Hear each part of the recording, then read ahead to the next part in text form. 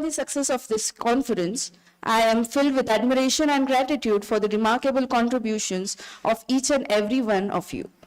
As evidently we discovered that digital transformation is also about mindsets and culture as it is about machines and technology.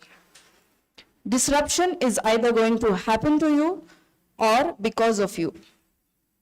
Today, we are gathered here for an event of profound significance where the academia, industry, and innovation unite to pave the way for a revolutionary future. To commence this momentous occasion, it is an honor to extend my heartfelt welcome to our chief guest, Dr. Aditya Abhyankar, Director, School of Technology, SPPU. I humbly request Professor Prabhat Ranjan sir to felicitate Dr. Aditya Abhyankar sir.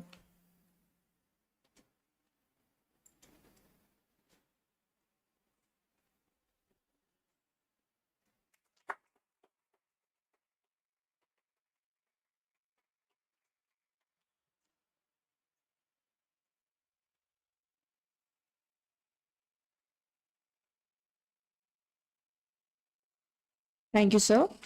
I also warmly welcome our guest of honor, Mr. Parag Matkar, Director DYPIU. I request Professor Shashi Singh ma'am to felicitate Mr. Parag Matkar, sir.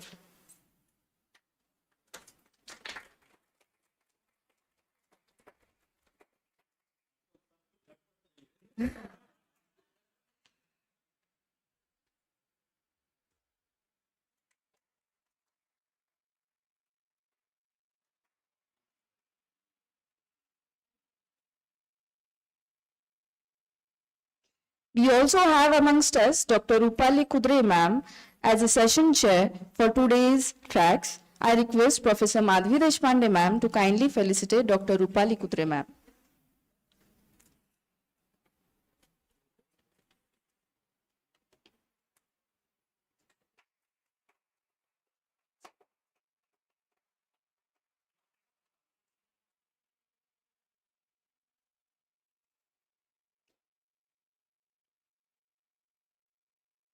Constructive feedback and insights shared by the participants provide valuable opportunities for reflection and growth. It is with great anticipation and enthusiasm that I invite you to partake in this moment of experience sharing. I urge the participants, session chairs, and volunteers to come forward and share their valuable feedback and experience with us. I first request the participants to kindly share with their feedback.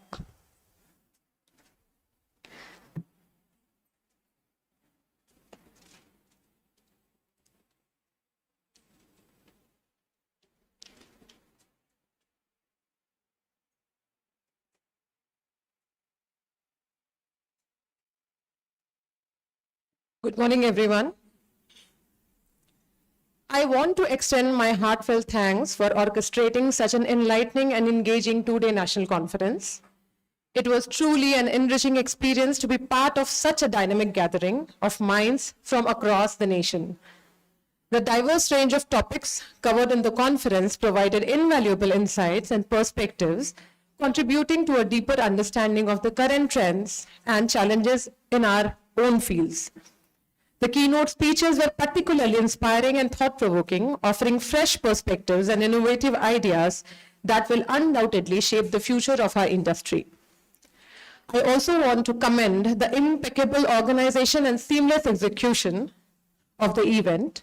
From registration to arrangement of sessions and logistics, everything was handled with utmost professionalism, ensuring a smooth and enjoyable experience by all the attendees. Thank you, respected Madhvi ma'am, Ajit sir, Kranti ma'am, Suresh sir, and my dearest Anuradha, Smriti Shelke, Sheetal ma'am, Priyanka ma'am.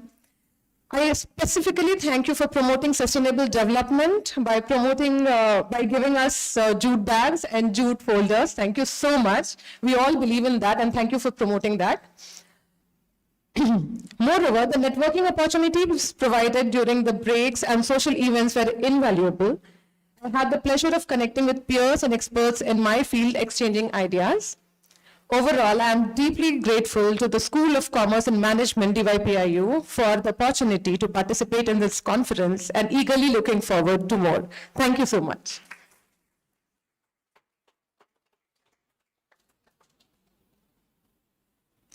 I request Pranima back to ma'am to please say a few words.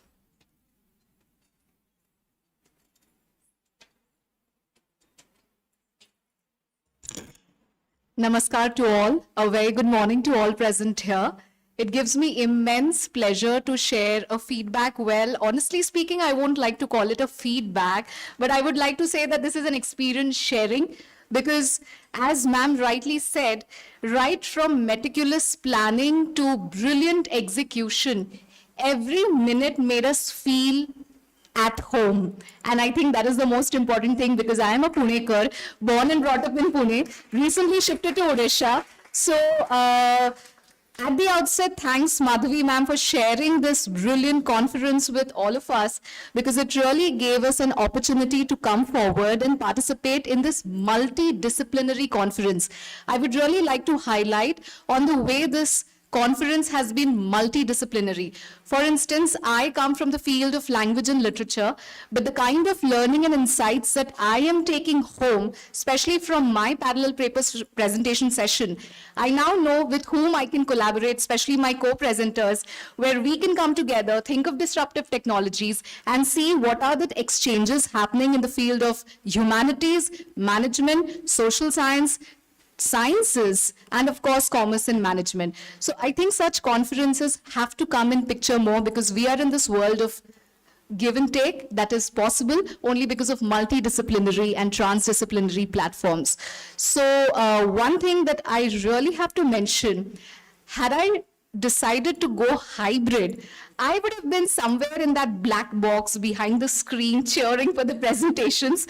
But thank you so much for making this also happen in the physical mode because otherwise I would have really missed this amazing hospitality put forward by the management of DYP International University. Really hats off. I have to mention and give accolades to all the student volunteers. We teachers love to see our students coming forward. Hats off to all the student volunteers who did a brilliant job in not leaving any stone unturned and informing the delegates and making them feel so comfortable. I'm sure a lot of hand-holding has gone from the faculty's side. So really, cheers and brilliant job to the whole team. Thank you so much for this opportunity.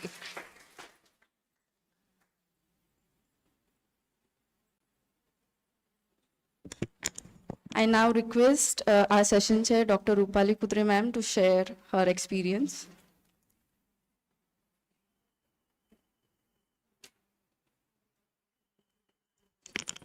Respected dignitaries on the dais, and my dear friends.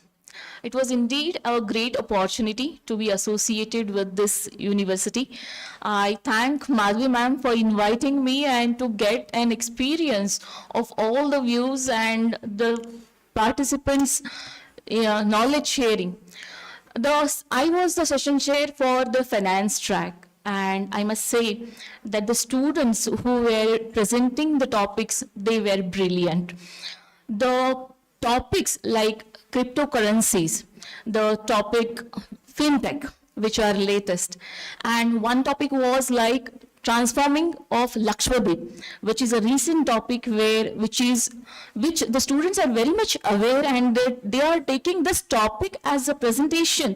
See how they are being molded by the faculty members of this university. I see that the students are really brilliant, they are working hard, and the faculties have taken much effort for these student presentation. So, dear all, we are very fortunate to be attending for this university's conference, and I really thank all the dignitaries and the people who have called me here for such an auspicious moment. Thank you so much.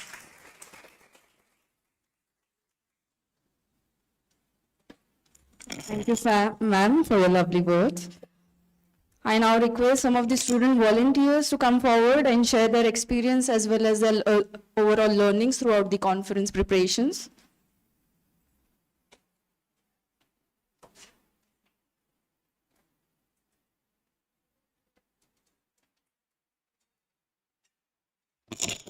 A very happy morning to one and all. I, Ms. Shruti Tanaji Gondkar, as the student coordinator for the national conference, I wanted to take the moment to express my gratitude for the opportunity to be a part of such remarkable event. I would like to thank Dr. Madhvi Deshpande ma'am. Ma'am, your mentorship not only enhanced our organizational skills but also installed in us a sense of confidence and professionalism that will undoubtedly benefit us in the future. I would like to extend my grateful thanks and appreciation to my mentors, Dr. Priyanka ma'am and Ms. Anuradha ma'am, whose guidance and support were instrumental throughout this entire process. And my core committee members, Sanket, Yash, and Atharva, we the four pillars of this conference, significantly contributed to its success and unwearying dedication. So the journey begins here, 15th February 2024. The day of initial planning, where we started drafting our brochure. So from initial planning to execution, to executing the conference, from preparing the brochure to circulating it into the different universities. While visiting the universities, we had an interaction with the industry professionals, where our mentors helped us to provide insight, encouragement, expertise that significantly contributed to its success. So, while circulating the brochure, we got the opportunity to interact with the industry expertise, directors, dean, and various principals of the college. They were so excited to know about our university, as well as they were so keen to know about the conference which was going to be held from our side. It was such a proud moment to represent our college, DYPIU International University, in front of them. 20 March 2024 was the day where we received more than 100 abstracts. The excitement level increased eventually. Different committees were formed: discipline, food, guest management, registration, offline track, online track. While our faculty in charges, Mr. Ajit sir, Dr. Kranti ma'am, Ms. Smriti ma'am, Dr. Sheetal ma'am, Ms. Jaya ma'am, Ms. Akanksha ma'am, and Mr. Suresh sir, our mentors, Dr. Priyanka ma'am and Ms. Anuradha ma'am, all came together. Their unwavering dedication to the mentoring, the core committee and volunteers team not only ensured the smooth running of the event, but also empowered us to overcome the challenges. It was truly inspiring to be with you, ma'am, and witness the commitment which we had for this conference. I am deeply grateful for the opportunity that you gave us, and thank you so much. I hope you guys are enjoying the day.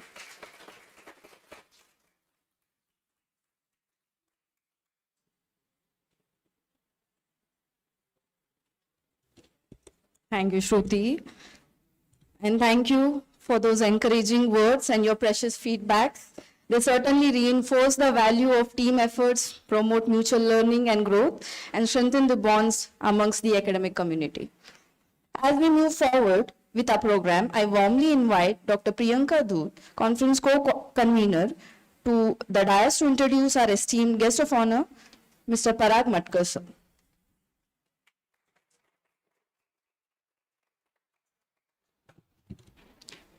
Good morning, everyone. Ladies and gentlemen, distinguished guests, and esteemed colleagues, all dear participants and my dear students, it's my great pleasure to have the distinct honor of introducing today's guest of honor, someone whose achievements and contributions have truly left an indelible mark on the financial landscape. With over 2 decades of experience in financial accounting, financial planning and analysis, our guest of honor is none other than Mr. Parag Matkar sir. As a director, Parag Matkar has charted financial destinies with precision, bringing unparalleled expertise in financial management, project management, the art of vendor management, and the strategic brilliance of planning and execution. I can say Parag Matkar sir is not just a leader, he is a visionary leader, specializing in steering, transforming projects, and unraveling the secrets of profitability analysis. He has been at the forefront of shaping and the reshaping financial landscape and turning visions into realities. His dedication, his passion, and his unwavering commitment to excellence have not only elevated his own career, but also have inspired countless others in the field of finance. So, without further delay, please join me a giving resound round of applause as we welcome to the stage our esteemed guest of honor, Mr. Parag Matkar.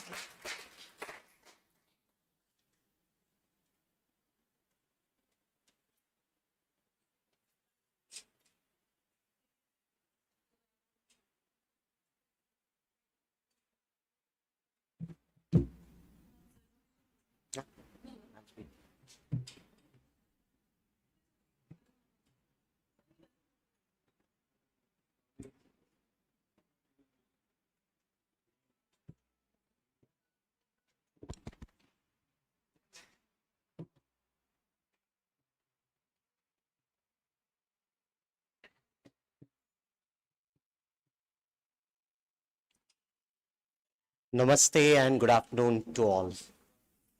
Respected dignitaries, Dr. Prabhat Ranjan sir, we have Dr. Abhinkar, Dr. Madhavi, and the other faculty members, Professor Shashi from DYPIU. A very warm hello and namaste to all.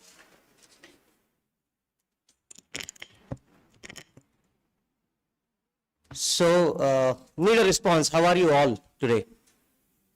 How's the Josh? Okay. So that sir word was not good. High is expected. Anyways, to introduce very heavy words, thank you for that. Maybe I'll leave it up to my mentors, my people, my employees to decide whether these really heavy words, suit me. But I think only one important word missed by Professor Priyanka, that my identity is a student. Because there are two professors in this seminar hall today who have taught me, and luckily I have been the student of theirs during my MBA classes. So one is Dr. Madhavi and one is Dr. Sheetal Bora. A big round of applause for them. Because without a guru, any person cannot lead. A guru leads the way, he directs, he or she, irrespective of gender and diversity. So they have been my mentors, they have, and luckily, apart from being a professor to me, Dr. Madhavi, we used to call her mom. So it's a motherly feeling, it's a parental feeling whenever I speak to her. So even today, whenever on a personal front, when I need, I go to her. So that was the key identity which brings me here, which attracts me here, apart from my professional journey. To give you a little background about what JETPET or I am doing right now. So a person, whenever I was asked in the interview, Parag, what is your passion? That's a generic question which is being asked by every interviewer or employer to any candidate. So my answer would be, I'm passionate about my numbers, and my passion is to make meaning out of numbers. You give me a set of numbers, I'll try to use all the correlation, regression, try to use all the statistics, which I'm not good at, but I'll try to make meaning, some relation out of those numbers to explain it to the people who don't understand the numbers. So the journey has been into working with the IT firms, IT companies, management people who don't relate to the numbers. So I make them understand what are these numbers, or what they speak about, or what they make sense of in the business. That was the bottom line. What the numbers talk about the business. So that's how I began my journey in the finance. Worked with organizations like HP, Barclays, Suzlon, Vodafone, plus now into multiple things like JETPET is one of my babies, wherein I've been working there because it was the recently acquired firm by us.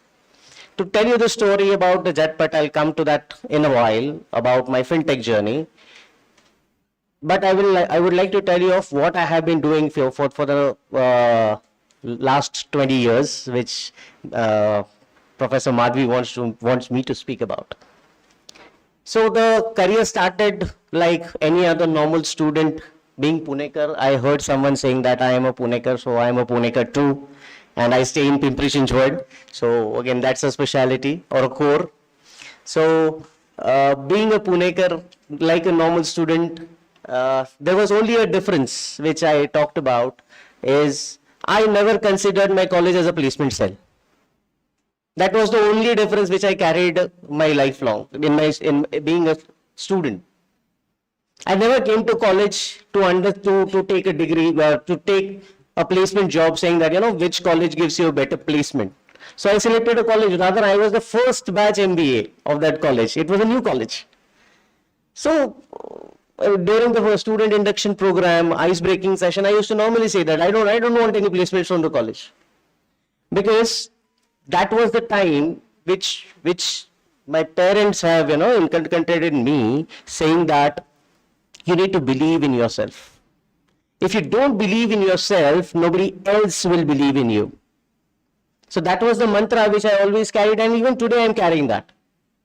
Because it's a belief, it's the can-do attitude. Because when you train your mind to think in that way, there would be no obstacles. Trust me, there would be no obstacles.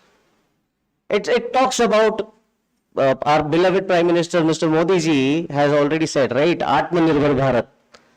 Okay, he's good, he's talking about the nation. But this nation will have, this is a nation is after all our people. So when we think that Atmanirbharta in ourselves first, then we'll become an Atmanirbhar Bharat. So that is an important thing which I would like to bring about is please believe in yourself. That's the first thing. Then moving on, I took up jobs at different, or any other normal struggler takes a job at being an accounting, finance analyst, doing practical bookkeeping, doing accounting, doing balance sheets, talking about journal entries, doing cash vouchers, doing auditing. So that was day in, day out job. There was a point wherein I thought that after all, life is not debits and credits. Sorry, being again, finances is very close to my heart, but life is not about debits and credits.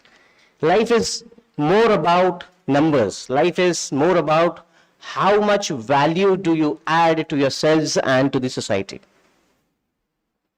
That is the point where I started thinking, I need a shift. When I say shift, that is disruption. That is a disruption. When I say disruption, how do I move ahead? Is I transform. I need to change. Another wonderful thing is I was asked in the interview, if given a chance, what would you like to change? I said, given a chance, I would always like to change myself. I would like to be fast in adapting things rather than, changing X factor, Y factor. No. I said, I would like to change myself first because it's the easiest way, right? It's in my hand, it's in my control. So better, I wish God gives me the ability to change fast while staying constant to my principles, the life principles which were given by my parents, by my teachers. But the way I work, the way I think should change in a manner which the society, the business requires. So that is what we talk about disruption, we talk about transformation. But having not stopped there, we talked about transformation is a continuous process and not at a one-stop point where I achieve. It's not a destiny, it's a journey. So there is a picture in that corner which I see, it's a human evolution. It might have taken ages, right? But this picture is still valid because we are still evolving. We are still evolving in this room because now it was only a physical evolution. Now we are talking about AIs. So Dr. Prabhat Ranjan sir was talking about some examples of singing on the YouTube channel with AI functioning. And it was amazing. I also recently tried on Instagram. My 9-year daughter told me, you get good pictures generating through AI. So I want you to be a pilot. So there is an application which gives you a picture of a pilot. So it's a good thing, right? Which you cannot achieve. This AI has enabled you to take a feel of that. What would you have looked like if you have not been what you are and what you wanted to be? So again, it makes me think what a disruptive technology can bring to the table in the society. Having said this, I changed my career from being a finance into more of strategist, doing M&As, talking about the business combinations. So I take pride in saying that I work with a team which did the biggest IPO in the Frankfurt Stock Exchange in the last 20 years in the telecom sector.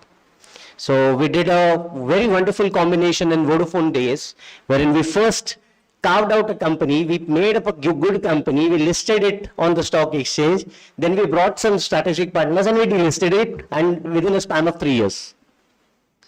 So that was an amazing journey, which again made me think that I should not stop here. What next? So I started looking into a company called Steelmont, which is a German company, and it was looking for someone who would manage their finances plus do a strategy, because they are coming big time in India. So the first thing which was given to me was to anchor this JetPay, which was my first acquisition in India, wherein I modeled the business over here, wherein I came to know this journey of fintech. Now I talk about what JetPay is, because this is where I started working after this opportunity. What do we do in JetPay? So if you Professor Dr. Ranjan said that there is a rhyming word, JetPay. So if you say, do you really know the meaning of JetPay in Marathi? So what it is? Fast. Within fraction of seconds. So if you remember in 2019, there was a big social activity, social awakening about the tolls. There is so much of money which is going into tolls, and we don't have the account, we don't know how much money is paid, how much contractor is collecting. Then there was a company formed as NPCI, National Payment Corporation of India. Considering the digital strategy of how the government wanted to take India to, there was a company which said that we want to do digitization. Nobody knew what was digitization at that time. It was just digitization. Fine, karte jaise hota hai. We started with the digitization journey, but then they really understood that we need a framework or a controlling body, because RBI cannot be controlling everything. RBI is after all a bank. It's not a technocrat. So they created a hybrid organization which was a technocrat and knew what finances were, and that was called as NPCI. The international arm of NPCI is called as NIPL, NPCI International. So what happens, what did NPCI did, or what it does in this space? So NPCI is the governing body which said that we want to digitize everything, anything and everything which you see. And it is up to you how you exploit the environment given to you or an ecosystem given to you. So NPCI gave an ecosystem which was a crude in nature, which was certainly developed or evolved over a certain period of time. Then this problem came. Now before talking about this problem in detail, when we say about innovation, which is another catchy point in the title of this program, so innovation for me is only of two types. Again, there can be different definitions, but what I understand innovation is of two types.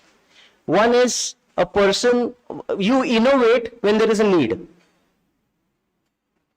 There is a problem and you want to solve a problem, there is an innovation. Or there is an accidental innovation.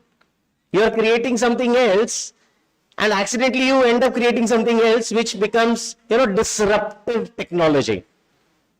So innovation is of two types, and wherein 90% of the innovations are from the former part, which I understand is from a problem. So if you have an eye for a problem, you can innovate. And luckily it again brings back me to a point where Dr. Madhavi said that there is an internship program which talks only about problems. And students have to go out and understand what are the problems. It's a wonderful idea. Again, it's a disruptive thing. Nobody has thought in that way. That please understand the problems, because then you might, God knows, you might end up with an idea to solve a problem. So now how this statement relates to JetPay is JetPay came as a problem solver when there was an issue with the tolls. We said that instead of paying cash and getting a toll ticket, we can do it in a digital way. Now, how it happened, people used to sit, the innovator, Mr. Praveen Bhalsen, is an IITian. So what he said is, let me sit. So the CEO of the company used to sit at the Khalapur toll plaza. And what was the best place? It's the Mumbai-Pune expressway, where there are a lot of vehicles and we don't know what is happening. So he used to sit with his team and understand, how many vehicles are going, physically count, take the numbers. Slowly he understood what all things are required that I would use them and digitize the entire process. So first he understood the process, mapped the process, walked the process, then started re-engineering and innovating what all things are required. So there were a number of things, like first is how the identification will happen, how the two-step verification will happen, how the signal will go, because if it takes 5 minutes of time, then you can imagine what kind of queue you would end up at any given toll plaza. So the basic requirement was it has to be quick. The solution which we were proposing had to be quick. So today we ended up with a frequency of 13 seconds. So you do a transaction, your FASTag is read, and a vehicle passes in 13 seconds, depending on your network, because of course that is not in my hands. But the system is so capable, it can also take you down to 0.9 seconds. The signal time is into milliseconds. Again, it is 200 milliseconds. When the signaling between, because it is just not scanning your RFID, there are many things which are happening behind it. Once your car is scanned, it goes to the bank where your account is, it takes permission from the bank, okay, there is a bank balance is there, okay, so this vehicle belongs to it belongs to a particular person, there is two-step verification, three-step verification. Secondly, this is a car and not a truck, because there are different rates, we have to identify that as well. Now what goes beyond this is, it has to also to go to government saying that, okay, this vehicle is passed on this time with a photograph saying that this is a lovely photograph of this car which passed through this particular toll plaza. You just get to see that in 13 seconds you pass the toll plaza saying that, okay, the tag is valid, you can go. But this is all which happens behind the scene. To create that ecosystem, this is the space where JetPat started working. So it is basically a technology service provider which connects the ecosystem of the banks to the National Payment Corporation of India. So it is just one part of fintech. Whatever JetPat is doing, it's one part of fintech. If I talk about what else we do in fintech is we do cross borders. So if you imagine, it's just a form factor. RFID or your FASTag is just a form factor, where it is just an input. A form factor can be changed multiple times. So tomorrow I don't need a FASTag. I will just read the number plate. I might just check your face, who's driving the car. I might just connect to the GPS, which Mr. Nitin Gadkari is talking about, that the toll payments are going to go GPS. But again, there is a disruption. We said we don't want GPS. GPS is an American technology. So we want NAVIC. That's an Indian technology. Why? Because we are Indians. We know, right, what a GPS has to do on a Lakshmi Road. Think of, if there is a toll in Lakshmi Road, what will happen? GPS will be confused, saying error. Correct? Or GPS moves in Pimpri Chinchwad area, in Akurdi, sector 29, sector 21, sector 20. GPS signal lost. So again, NAVIC came up with a solution. I'm talking about a disruptive technology saying 30 meters is a precision of GPS. I will give you a precision of 5 meters. So whenever you do an Ola Uber, you would see a circle of 30 meters when the precision is not there. But if you use NAVIC, it would show you a precision up to 5 meters. Again, it is a commercial use. If you go to the army use, it can also tell you the time on your watch, like what John Abram has said in Parmano, right? Lacrosse satellites. So this is what GPS NAVIC system is already doing. And we are working with NAVIC system to understand the ecosystem, how a GPS based technology can be used to collect the tolls. That is the next. So where JetPat is working on. I'm not here to talk about what JetPat is doing, but to more about a fintech. These were just an example of how a disruptive technology is being used to solve the problems of the society. Okay? So again, there are multiple things. I think of the first disruptive technology which I remember as a fintech was used in Africa, when there was a lot of criminal activities, robbery, when there were muggers who used to take the money out of the people's pocket. They used to loot the people. Then there were a few technology companies who said that let's create a wallet. So there was, in 2011, there was a concept called as a M-wallet or M-Pesa, you might have heard. It started at the fag end of 2009, the discussion started. So it was the first fintech as far as I remember, practically in use. But you actually go back, visas were used much earlier than that. MasterCards were used much earlier than that. So you talk about fintech has been there, but unknowingly it was never named as fintech. It was always said that it's a credit card, it's a banking system. But now, when the ecosystem was generated, everything has to be given a flashy name, right? So that's a flashy name which came as fintech, which means a finance which is coupled or hybrid with a technology to support people. Now, this space, if you look at the 10 unicorns of the world, I think 7 of them are fintechs. So they are into finances and technologies. They are minting money. You see it across and you will find. And this has happened only because of the need for fast-paced transactions, the need for being handy without a cash, the need for your mobile device being everything and anything.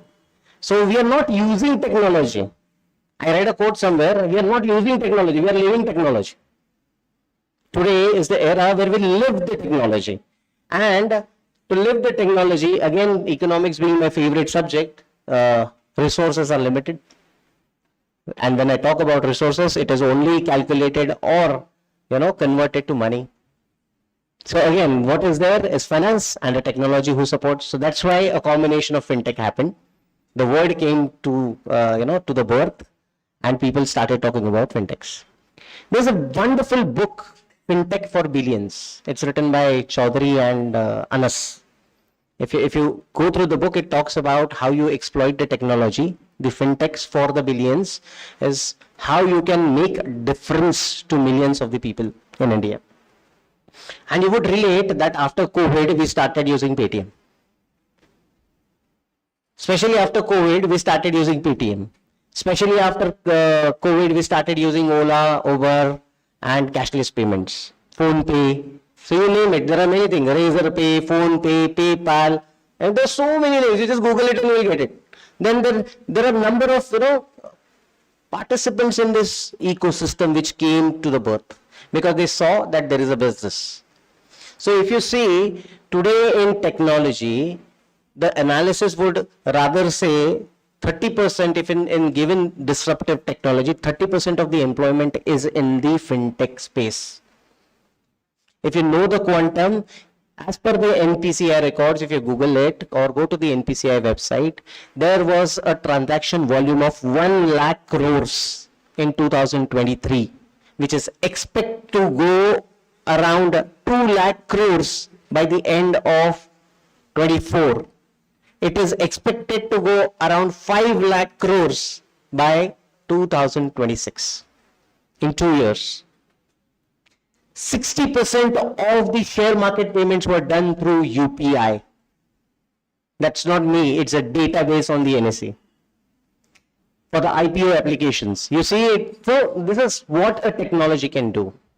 Now when I talk about technology, sir, आप तो ये बाहर का बता रहे हो, ये तो बाहर की दुनिया में चल रहा है, हमारे लिए क्या है उस पे? That is the question, what's in it for me? So when I talk about a technology or a fintech space, there is going to be, multiple things which I see that you can play a part. One is a person who is an innovator, who creates a technology, who creates a system. He doesn't know, he will say that, okay, this is a problem, I understood the problem, I created a solution or I created a software to solve your problem. Now there would be people who would perceive that software in different ways. One would be perceiving it for the right use or for the good use. So there would be a good user. Then there would be a bad user of this technology. It can be done for frauds. So if you see the volume of the transaction is increasing, the volume of frauds is also increasing. Then to curb this, there would be two people again. One would be the regulator saying that, okay, you should not do frauds. I would be, checking on the person who's a bad user. And there would be another person who would be saying, okay, I would promote the good user. This can be used in this way. And there would be a final party who would be thinking, how this technology can make business. So one technology is giving employment to 7 different parties. This is the space where fintech can take you to. This is where you can land up. But the basic requirement is you need to think differently. You need to think differently, then you would be able to exploit and use this space to your benefit, to the benefit of your family and the stakeholders. We then further say about this technology or fintech space, if I imagine or if I give you maybe an 1 hour of brainstorming session can be done with you to understand where all this fintech space can be used or where, what is in it for me. I mean, even 1 hour is less, 2-3 days session can be taken. But what I see India is moving towards is combination of this fintech with the AI, artificial intelligence. Now, if I was just giving an example, I'm working with another company which talk about the live elemental analysis. There is a growing alertness of the society towards hygiene, towards quality in the food. So if there is a food packet, right, of grains, you go to DMart and DMart wants to ensure the quality, that I have the right quality of grains, there are no kharab dane nahi hai chawal ke. So what we can do is, you can place a machine like an X-ray scanner which will continue scan. It can give you even a grain is spoiled, that's not proper, that's a substandard grain. So that's a live elemental analysis. It is being used in India, if just to your knowledge, it is used in India in cement industry. When a bag of cement passes through elemental analysis, instead of taking those samples, going in the lab, the results will come after 48 hours. It does live analysis, tells you, okay, this is the content is not right up to my standards. It goes into the AI library, searches it, okay, what is the percentage of the constituents it should have as a standard quality, and gives you the result. ये bag खराब है, निकाल दो. इसमें air है, इसमें moisture ज़्यादा है, निकाल दो. This is where the combination of technologies is going to take us through. And trust me, there are many more avenues. There are many more avenues. Today I am also talking about your EV charging stations. These can be charged through your FASTag. These can be done through your phone tapping. There is a company called as Loan Tap. Have you heard about this Loan Tap? It's a Pune-based company. It gives you loan in 30 minutes. It gives you a personal loan in 30 minutes. You just, and it's their assurance, and they deliver on their SLAs. You give your documents, you give your credibility, that your CIBIL score is good, their system goes check, okay fine, KYC document done, credibility है, इतना तक loan मिलेगा sir. 30 minutes आप सारे bank account दे दो, digital signature भेज दो, आपको 30 minutes में बैंक अकाउंट में पैसा आ जाएगा. There are so many beautiful ideas which are coming across. So many. Defense sector में AI बहुत use हो रहा है. So not only fintech, if you combine the technology, think little differently, little. थोड़ा सा एक अलग सोचना है, या सिर्फ आपको प्रॉब्लम समझना है कि बाहर की दुनिया में प्रॉब्लम क्या चल रहा है, बस. You will find your own way of doing things. Trust me, you will find your own way of doing things. The only recommendation from me is, I think I should stop here. The only recommendation from me is, see, fintech or any given technology is a boon. always a boon because it supports human life. The only principle which drives it, the correct values behind it. So I keep the trust to this generation which is going into the fintech business, to the technology, AI. You are going to be the technocrats. You are going to be the entrepreneurs of future. I just keep the trust. You carry these innovations, disruptions, and your human intelligence with the right set of values and the right set of usage. Thank you very much. I wish the institute and the students all the best.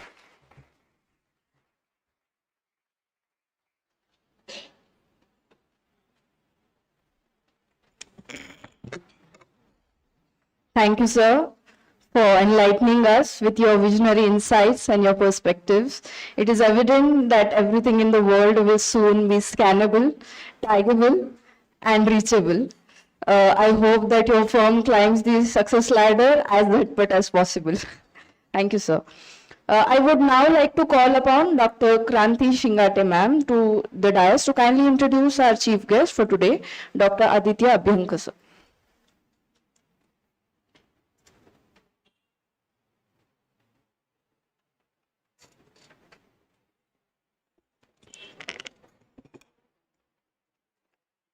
Respected dignitaries, dear participants, my colleagues and dear students.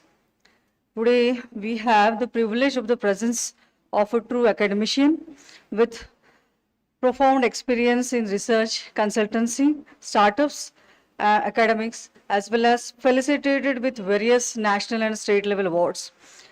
Is Dr. Aditya Abhyankar sir, Director, School of Technology of Savitribai Phule Pune University. He has also worked as a Dean R&D, Director, Center for Excellence in R&D, and Professor in Computer Engineering Department of VIIT Pune. He's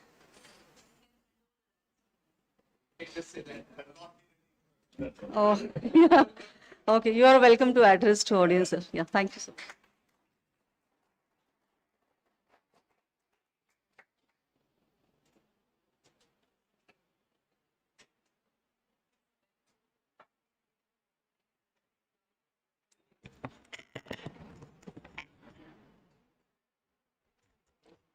Good afternoon. Good afternoon. So still the Josh is high. I had thought that very comfortably I will say good morning to start my speech, but this is good afternoon, and probably I am the only person standing between you and your beautiful awards. So I will try to be as brief and crisp as possible. Otherwise, professors are extremely dangerous. Once we start talking, we speak at least for 1 hour. Second, I wanted to say all the dignitaries on the dais, but now there is no one on the dais. But all the respected dignitaries of the dais, Honorable Vice Chancellor Dr. Prabhat Ranjanji, it was an absolute privilege to speak with him this morning. Professor Deshpande, for kind invitation. It's an honor to be present amongst all of you here today. And all the organizers, the complete organizing team, the previous speaker, fantastic talk, loved it. And everyone, every single delegate who is part of this international conference, and truly talented and innovative students. It's lovely to see the energy in this room. What I intend to speak for next 10-15 odd minutes is slightly different. We have been talking about a lot of jhatpat things, ability to quickly adapt to the new technology, being innovative, being disruptive about the things. And this is the most opportune time because we have national education policy. Academia has been never so open before, and exciting times, no doubt about it. We have so many schemes from government, Stand Up India and Make in India and Digital India. But I truly believe that all of this would be incomplete without one very important dot in the picture. And I would like to talk about that dot. We say picture is made up of dots, and that dot that I wish to emphasize on is research. And unless we have research culture in its truest sense, it's very difficult to have startups that can eventually become product companies. And if we pose this question that do we really have research culture in our country? And when I say research, I'm not talking about the traditional conventional academic research that gives us master's degrees and PhDs, and we can publish a lot of good papers and so on and so forth. Sure, that's cherry on the cake, but I'm talking about the basic cake that is research. And it's a mental setup, in my honest opinion. Its ability to ask very interesting questions, not accept the things blindly, and truly go out on a limb and challenge your wit. And do we really have this kind of a research culture? That is the question. And if we rewind and go back to the first standard and remember what we did from first standard till 10th standard, we did exactly what our peers did. Not a single opportunity to be different, to be unique, to be hatke. And then for all crazy reasons, predominantly it is governed by our marks, we get into either science or commerce or arts for 11th and 12th. And it is so unfortunate. If you get good marks, science, medium marks, commerce, little less marks, arts, it's so unfortunate. We need brilliant people in all walks of life. And that brilliance also has to be measured in a different way, not just by marks. We see a good dancer coming from Odisha, and we need the talent to be neatly supported, nurtured in all different walks of life. It is so unfortunate that our marks typically govern our decisions. And since I come from engineering background, for engineering students, the 4 years, even your decision to select your branch of engineering is governed in a very crazy manner. Sometimes we end up talking to our friends and make those decisions based on what our friends think. There was a struggling student in the 3rd year of computer engineering, and I asked him, so why at all you came for computer engineering? And he said, Maja ajji ichha hoti. It was will and will. It's important to fulfill wills and wishes of your fathers and grandfathers, but it's equally important to understand what excites you and what you really like to do in your life. And I'm talking about 4 years of engineering. Even the last year project is done in a group. So, my dear friends, I'm talking about 16 years of formal education from first standard till end of engineering, and not a single opportunity to be unique, different, and hatke. And are we asking for too much? We all are born unique. We have unique fingerprints, unique faces, unique DNA sequence, and we all are original and limited editions. And then we get into this habit of copying from each other, predominantly because of the educational pattern that's imbibed from the British. I always say that what we had was a brilliant Gurukul system, and what the British gave us is a Kula Guru system. And if you have a brilliant Kula Guru like Dr. Ranjan sir, all fits in. But Gurukul system was truly exceptional system where we looked at 360 degrees overall development of our students. Unfortunately, we had this legacy of research, and curiosity was the driving factor. If you look at all our literature, curiosity was at the heart of it. The first karika in Sankhya Karika is Dukkhatraya Bhigata Tadabhighatake Hetau Jidnyasa. So the driving factor was Jidnyasa. All our scriptures are written in the form of dialogues, beautiful questions, even more profound and more beautiful answers like Bhagavad Gita, which is a dialogue between Krishna and Arjun. And now we are into this very strange educational pattern, which is a monologue. Very rarely we encourage our students to ask interesting questions, and that's why, in my opinion, we have missed this bus to a large extent. It's important to raise interesting questions. In research, no question is a stupid question. It's important to make mistakes and to learn from those mistakes. In Marathi, there is a popular saying, अपयश ही यशाची पहिली पायरी आहे. But that does not mean दुसरा अपयश ही यशाची दुसरी पायरी आहे.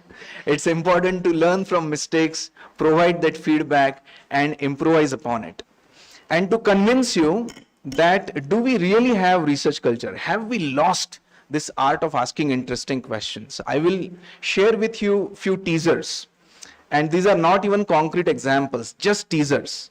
And then I will leave it to you. You think and tell me whether you are with me on this or not. If we pose this question that why do we get odd number of days in the month of February? Is it not really strange? It's a second month of our calendar system and suddenly we stumble upon with odd number of days. I work in the field of machine learning and we write algorithms which are iterative.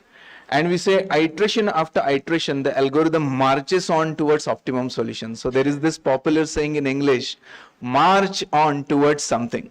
So if we play this game, let March be the first month of the new calendar system, and then April, and then May. And as we continue, and as we are in the 7th month, do you know what is 7 in Sanskrit? It is Sapta, and that gives us September. And 8 is Ashta, leading us to October, and 9 is Navam, leading us to November, and 10 is Dasham, giving us December. And now it makes sense to have odd number of days in Feb, provided we start our calendar in March. But not just you and me, few of us in this room, but the entire globe follows this logically illogical calendar. What could be the reason? I will spill the beans towards the end of the session if we get time. But the larger point that I'm really trying to bring out is we don't ask these questions. The moment we get up, we are interested in figuring out what day and what date it is. But we don't raise these interesting questions. Sometimes my students say, so what? We follow crazy calendar. It's not doing any harm to us. Actually, it does. Before the British came, for Maharashtra, we had 3 capital cities. And the British, they moved it to Mumbai. Now, Mumbai is not even a place, bunch of islands. We have to construct bridges, artificially create land, and then build infrastructure on top of that. And after vesting or investing crores of rupees, still 4 hours of rainfall for 4 inches, good enough to paralyze the city of Mumbai for 4 days. So much of uncertainty. And that's because we did not have thinking manpower. We could have easily shifted the capital back to one of these 3 cities. If you move little down south, Mysore was a big capital city. And then Bengaluru became the next big thing. Bengaluru is the only city on the world map, a big city without a river next to it. All the giant cities, they are housed on banks of rivers. Pune is so fortunate that we have confluence of 2 rivers, Mula and Mutha. कदाचित म्हणूनच पुणेकरांना मुळातूनच आडमुठे म्हणतात की काय कोणाष्ट त्या पाण्यातच काहीतरी असेल. But you have to have river next to your cities. The only exception is Bangalore, and that's why 4 states are fighting over Kaveri issue. Who is going to consume what percentage of Kaveri? Again, we have vested or invested crores of rupees just to supply water to the city of Bangalore. And that's because we did not have thinking manpower. It's important to have indigenous technologies. And this effect is not limited and restricted to individuals. It goes at a national level. Do we have product companies? All the product companies, they are either in Europe or US. Talk about Google, talk about Flipkart, talk about Amazon, all the big product companies, they are not in our country. And we are predominantly into providing services. And service sector is very dominant sector. It's giving us a lot of opportunities. I'm not trying to undermine that sector. But it's important to move from services to solutions, to tools, to frameworks, to applications, and finally into creating products, which is seriously missing. You might say, how about Maruti? It's an indigenous car. But what is the logo that we have on Maruti? Is it M or S? It is still S. That reminds us that we are still using Suzuki engines. And it's important to create product companies in our country. And for that, research is no more a luxury. It has become an absolute necessity. We get so much blinded copying into each other, and we had created a parody, Dr. Deepak and myself. We both did a show of this parody in Delhi back in 2011 probably. And it is still relevant, and that's because in the morning, Dr. Ranjan, he was introducing us to a few producers from Balaji, and that's why I will share this parody with you. Then I will just share a very funny story about Google with all of you, and then probably I will stop in another 5 to 7 odd minutes. It's a parody, don't take it too seriously. Why research is important, why ability to think differently is important, why you should have differentiating characteristics, it's extremely important, particularly in the current era, modern era. In 1971, there was a beautiful movie, and name of that movie was Bandhan, a very nice family drama, a typical family drama, and the hero of that movie was Jitendra. So that's the link with Ekta Kapoor. And in one of the scenes, the hero comes running back home and says, "Ma, main BA pass ho gaya," in a typical Jitendra style. And the mother's role was played by the veteran actress Durga Khote. So the mother becomes so happy that instantly she cooks gajjar ka halwa. Because in 1971, passing BA degree was equivalent to settling down in life, getting into a good job, and passport for marrying to the heroine of the movie. So mother was very happy. So instantly gajjar ka halwa.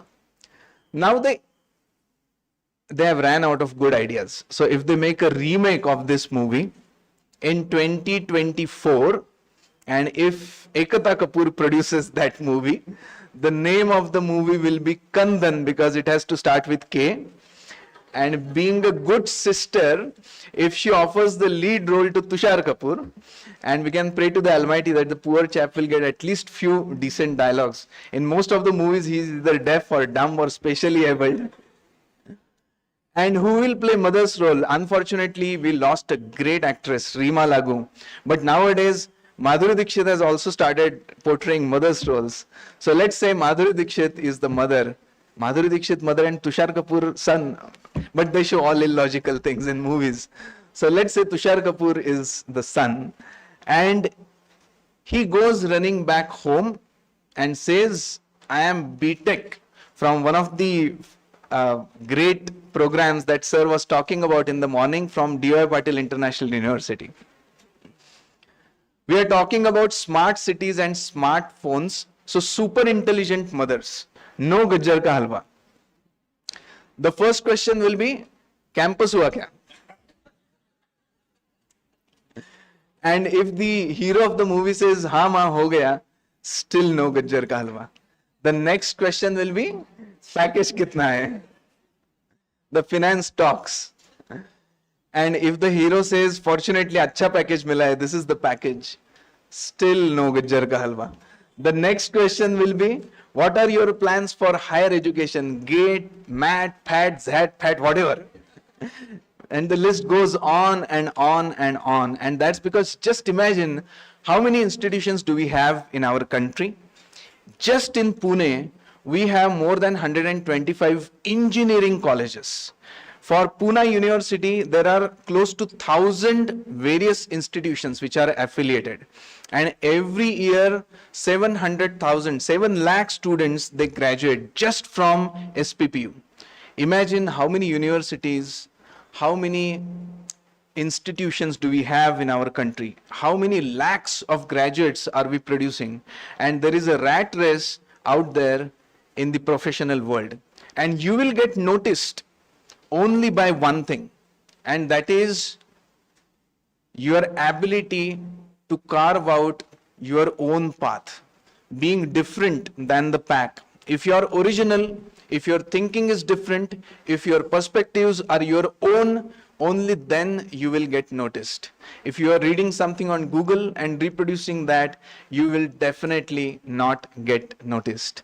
And that's why research is extremely important. Research allows us to ask interesting searching questions, and without research, for startups especially, it will be very difficult for them to survive and create success stories. Why research is important, I will share my own journey at Google and then I will stop. In 2000, I was at MIT doing my master's, and through summer internship program, I got my opportunity to do my internship at Google.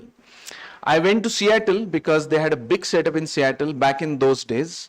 Now everything is shifted to Palo Alto, we know that, but they had a big setup in Seattle in 2000.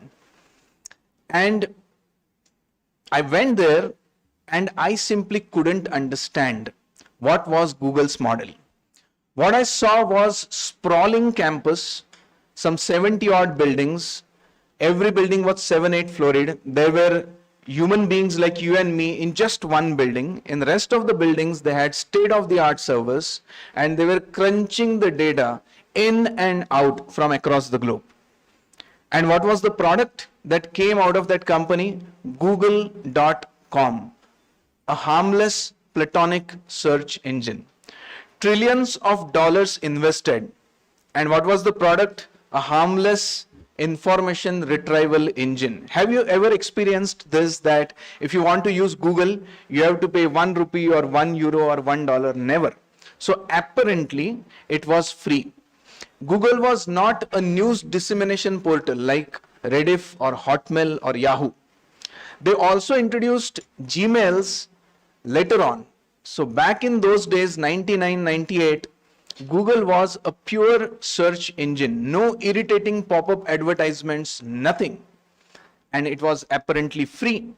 So there were only two possibilities. A, these were godly sent people and they were investing their bucks to create something for the betterment of mankind, which was obviously not the case. Or B, there was a very shrewd, very deep business plan that hardly anybody could understand back in those days. And I will tell you what that was. If we take a snapshot of what Google has done to us in last 24 odd years, you will get to understand. In 2000, there was a fear of Y2K and people thought that computing is going to collapse.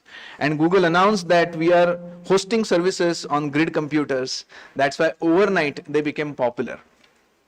In 2001, a very unfortunate incident took place. 9/11 terrorist attacks and the Twin Towers were brought down in the heart of Manhattan.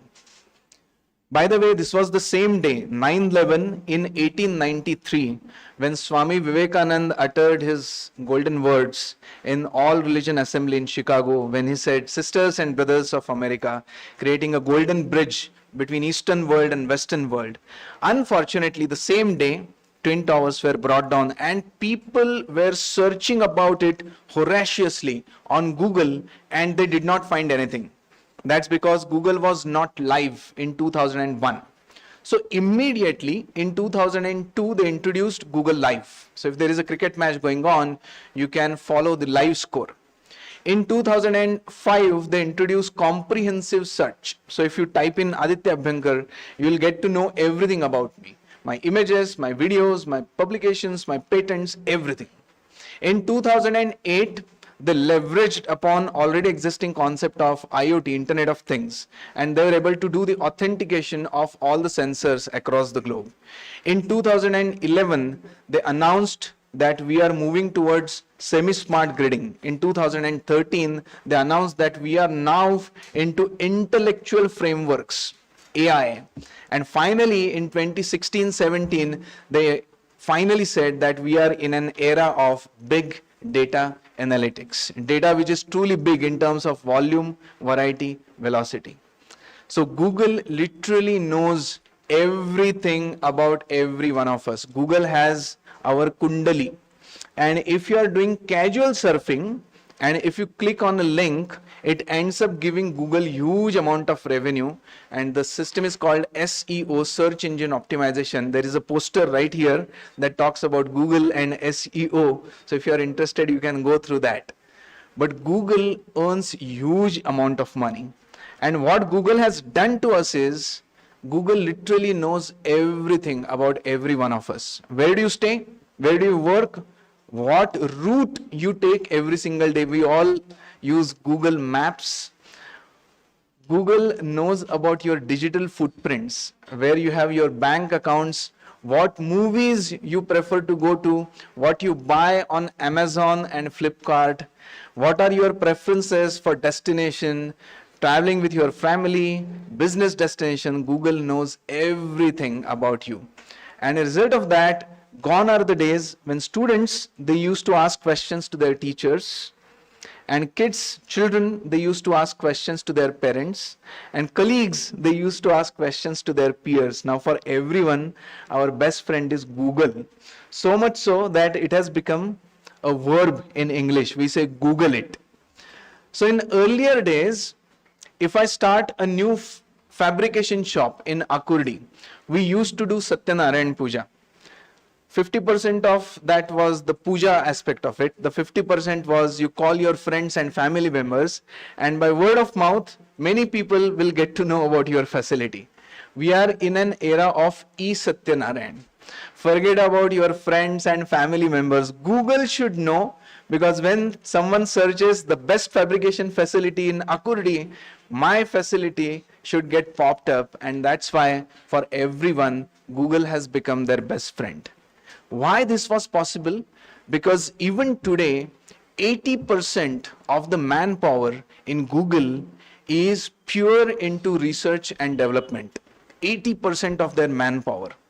If you look at all giant companies in India, if I ask you which is the biggest IT company of Indian origin, what is the answer of this question? Anyone?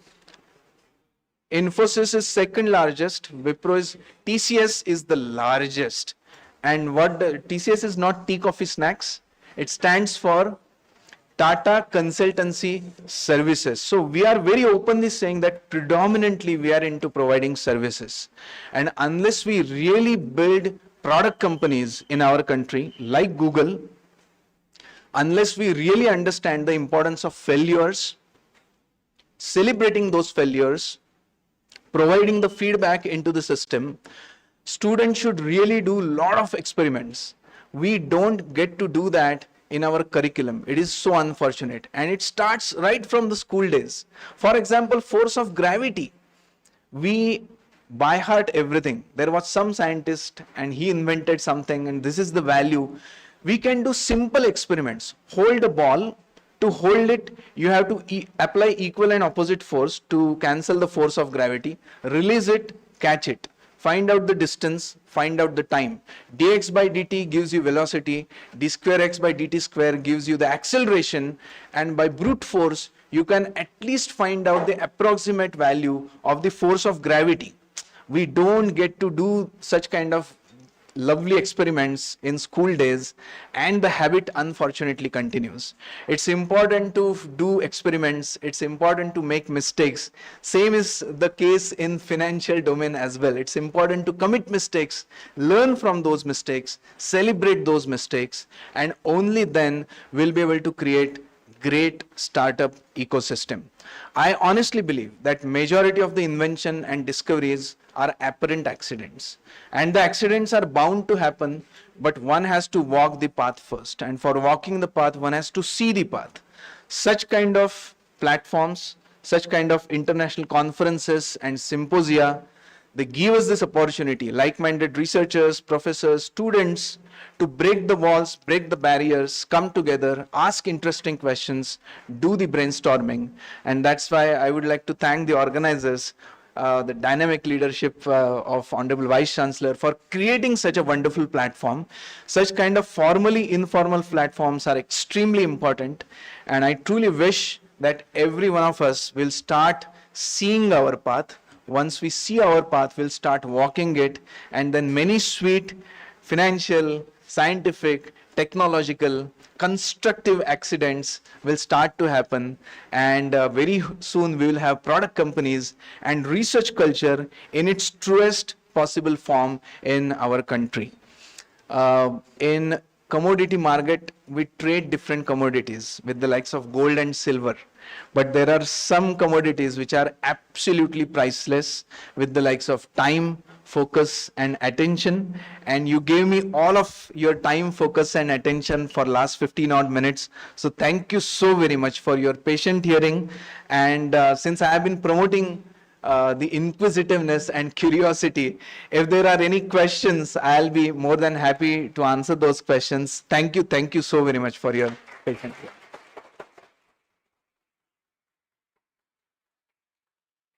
Any questions?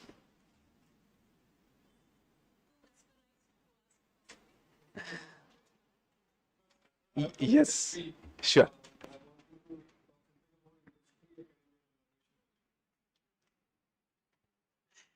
Industry academia collaboration is an absolute need of the hour. So, Department of Technology, where I work, I have 40% of my students who are working professionals, and I have 50% of my professors who come from industry. 70% of my PhD guides are from industry. We started off with 7 industry partners, and today we have more than 90 odd industry partners. And believe me, we need a good handshake. But the challenge is, many times we often talk about the gap between industry and academia, and the gap is envisioned like this. It's envisioned like a vertical gap.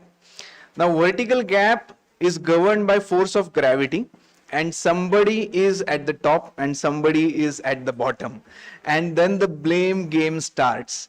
The academia will say, education is larger than training, and we do something that you won't be able to understand. And then the industry will say, you are not creating manpower which is industry ready, and so on and so forth. I believe the gap definitely exists. And why not? Because the mandates are different.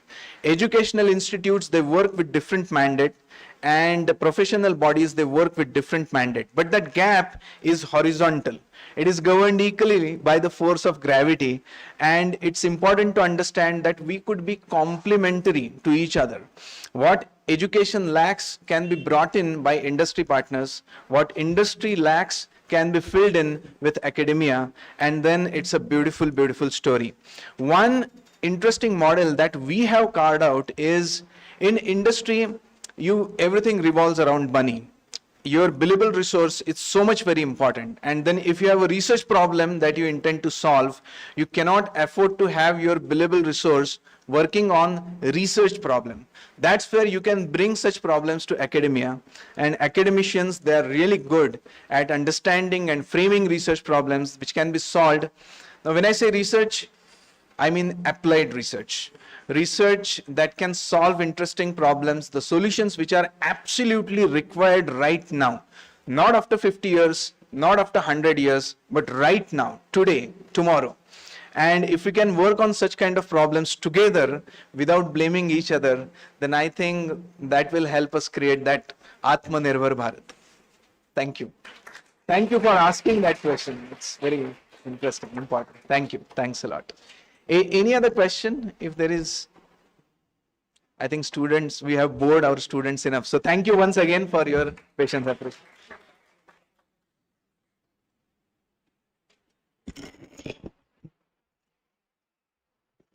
Thank you so much, sir, for your wonderful words of wisdom. As rightly said by ma'am, everyone is too mesmerized to ask questions. Rightly said by sir, no question is a stupid question. If I may add, sir, that our young researchers here from BBA second year had a very similar question. Vantara, if everyone knows, that was Anant Ambani's CSR activity. So they asked me a question, ma'am, Vantara, is it CSR or PR? So today, they successfully presented the paper in today morning's track, and that I believe is the initiation of young researchers. Thank you. Over the course of this conference, our esteemed speakers, researchers, and participants have enriched this gathering with their expertise, insights, and unwavering dedication to advancing knowledge and innovation in our respective fields. In recognition of the wealth of knowledge shared and the transformative insights gained throughout this event, we are honored to announce the release of the conference proceedings. This meticulously curated document encapsulates the essence of over 100 plus abstracts received through collaborative endeavors, serving as a testament to the scholarly rigor that define the success of our conference. I extend a heartfelt invitation to all the delegates present on the dais to join us for this momentous occasion as we officially and digitally unveil the conference proceedings. I request the technical team to assist the members.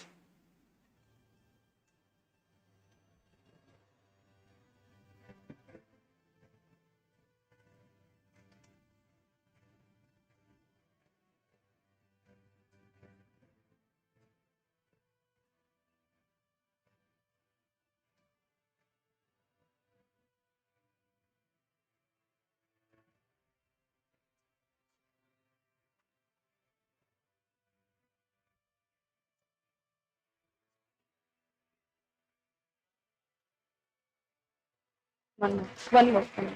It's a slide, sir. One more. One more.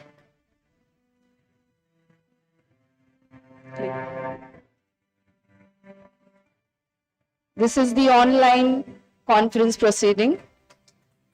It's made live for everyone. The link has gone public. Thank you. A special mention of our editors, Dr. Madhvi Deshpande ma'am, Dr. Priyanka Dhoot ma'am, and Dr. Kranti Shingate ma'am.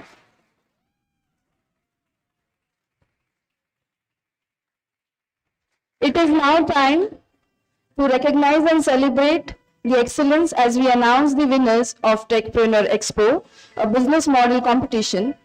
I invite Mr. Suresh Kadam sir to kindly announce the winners. Thanks.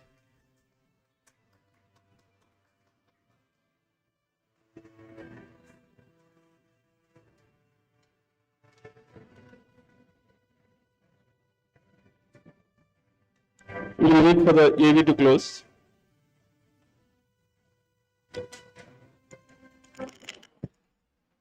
Thank you, ma'am. All teams here? Okay, so I like to give our guests a brief overview of what this was, and this Techpreneur Expo was a brainchild of Dr. Madhvi ma'am.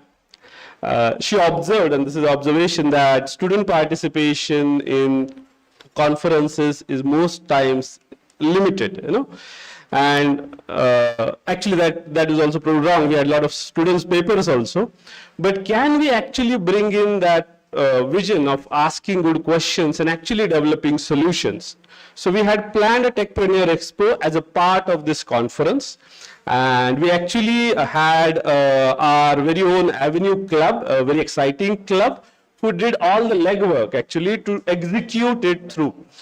And it was an interdisciplinary exercise, not only to management for IT, every teams can be interdisciplinary. So we had very good projects. It was conducted on April 24th, and we had industry people evaluating. One was our own alumni who has 2 startups, and the other was a head of digital solutions at Zuno Insurance. So we have the winners for the Techpreneur Expo. Excited, students? I'll start with the first award, and award for best poster. Okay, the best poster. The best poster award with prize money of 1,000 rupees and a trophy goes to Team Pandavas. I'll welcome Dr. Bhankar sir to join us for giving the trophy. Please, sir. Team Pandavas.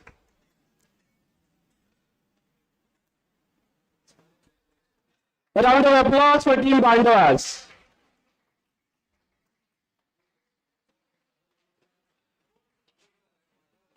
It was a 5-member team, so we have Pandavas.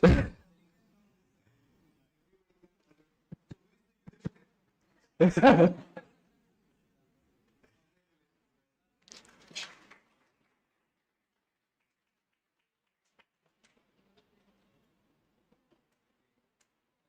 you. I would like Abhinkar sir to stay back. Yeah. The next award, which was about students producing a jingle, a radio ad to announce their product and service to everybody. The award has a prize money of 1,000 rupees and a trophy. The award goes to Team Tech Scrap, the spool binders.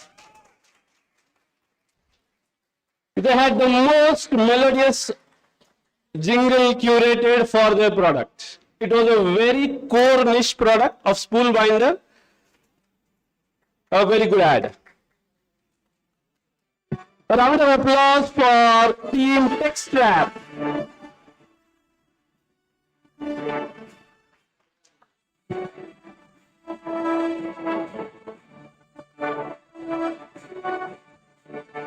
An all-girls team producing a very technical product.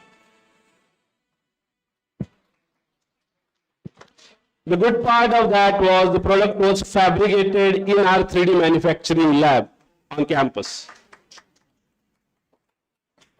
The next one, best video ad. So this was a video short ad about a product or services for the TV audience. With a prize money of 1,000 rupees and a trophy. The award goes to Team Shakers. I would invite Team Shakers to pick up the award.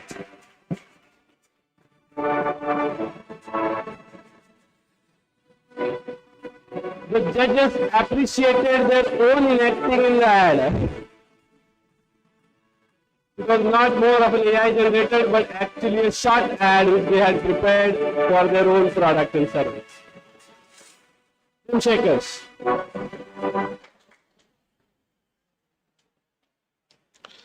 So this is one of my favorite also, and we all focus, and sir said this is solution oriented. This award is for the best prototype award. So actual working product created by the student for his product and service is not just proof of concept, but almost a solution. The best prototype award goes to Team Plant Pulse. The student also has an IPR for the product. It's a one-man army.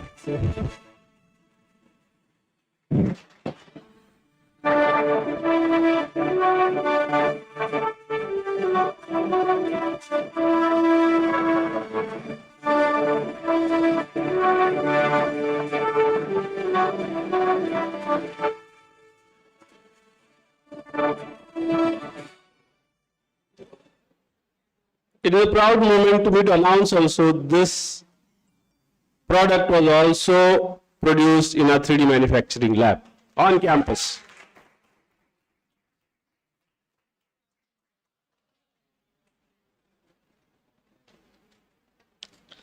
Now coming to the main awards.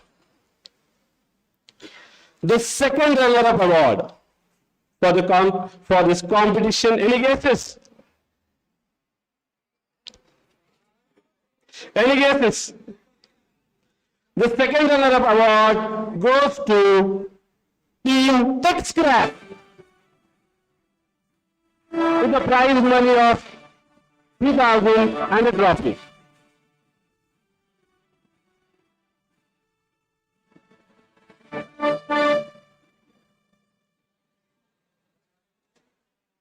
A round of applause for Team Tech Scrap, all of you.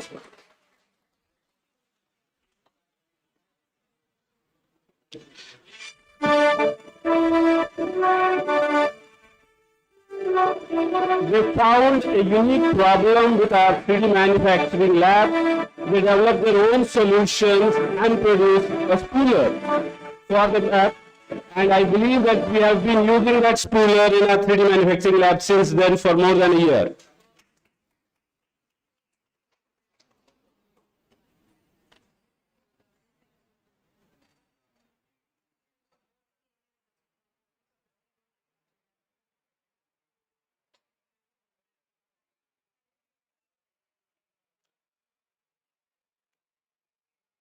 The top two awards are very competitive. The guests, actually the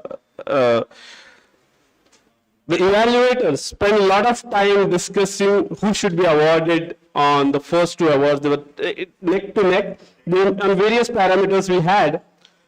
So the first runner-up award goes to Plant Pulse.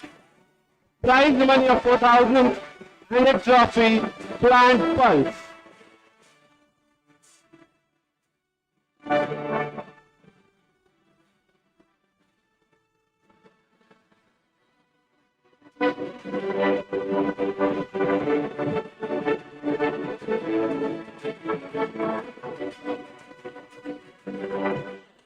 Any idea who will be the winners?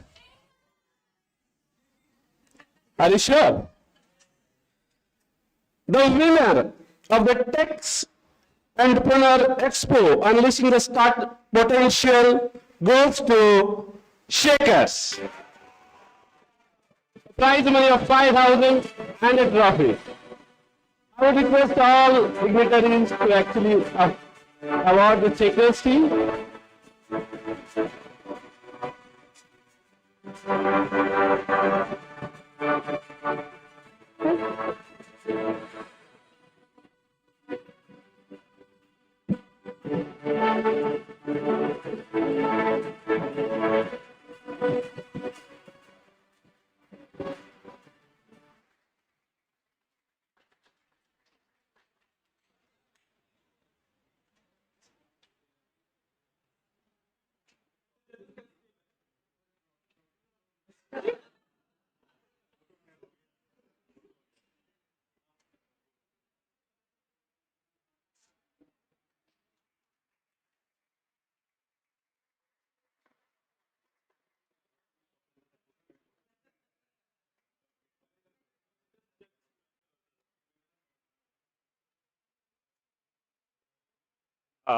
I will take this opportunity actually to thank Avenue Club, for putting up their legwork and getting this done in short time.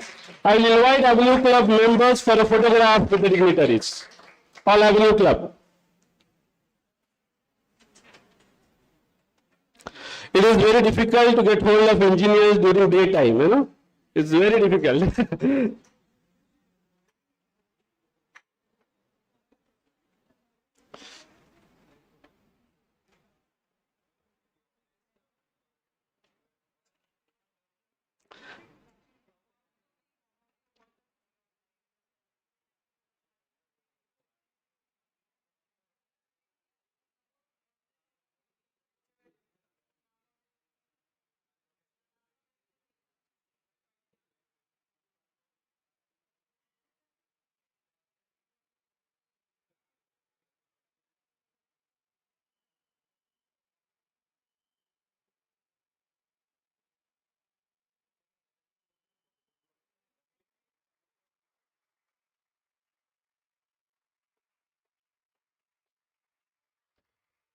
Thank you, all of you. You may please take the dice.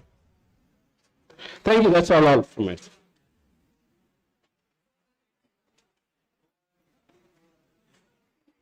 Thank you, Suresh sir, and hearty congratulations to the winners.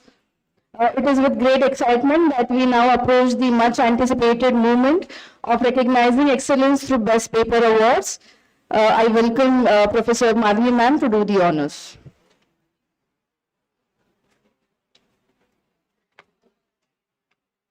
So, of course, we are coming actually to a very important segment of this conference, is realizing the efforts put in by our researchers and recognizing their efforts. So we had a total of 80 papers being presented from online and offline track.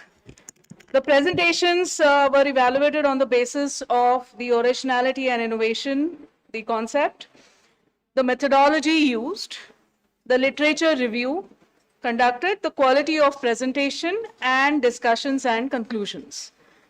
So all of our session judges and co-chairs have done a meticulous job of listening to every research paper and asking the right questions and getting the insights. Let me congratulate all the session chairs, co-chairs, and of course the participants for going through this huge effort. And of course, now comes up the time of announcing the winners per se.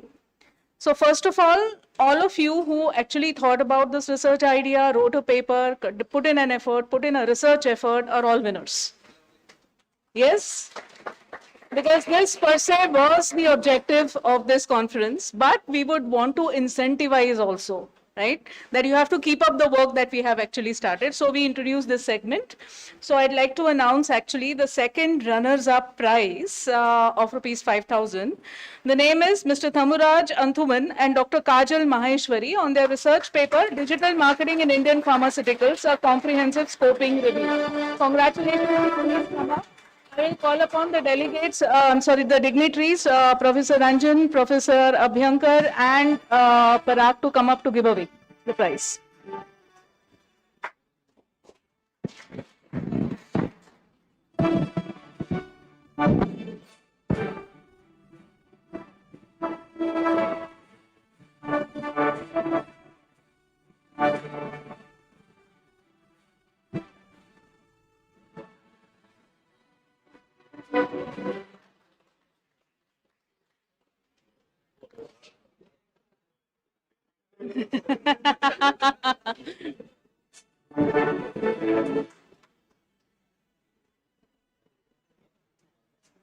I'd like the dignitaries to please stay back. Yeah. The first runner-up, the prize of rupees 7,000, goes to Dr. Archana Bode, Dr. Monica Gorkhe, Dr. Sheetal Umbarkar, and Dr. Komal Suryavanshi for their research paper, The Impact of Social Media Influences in Consumer Behavior in FinTech Products and Services, with reference to Gen Z companies. Congratulations, team.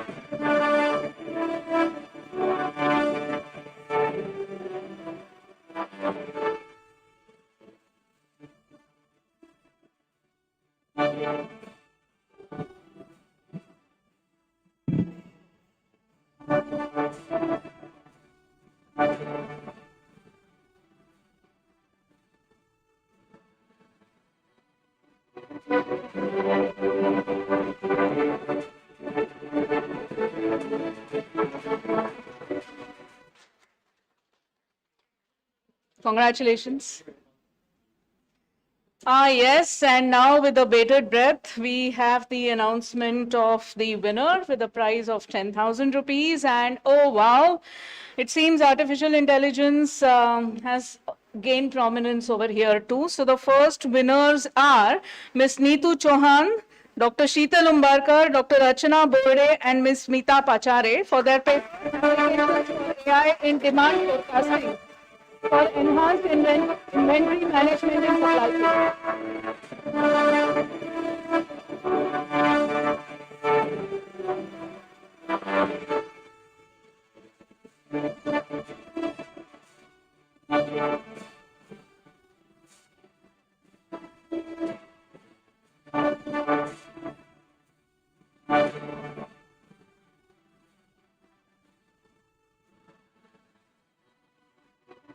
Congratulations, congratulations.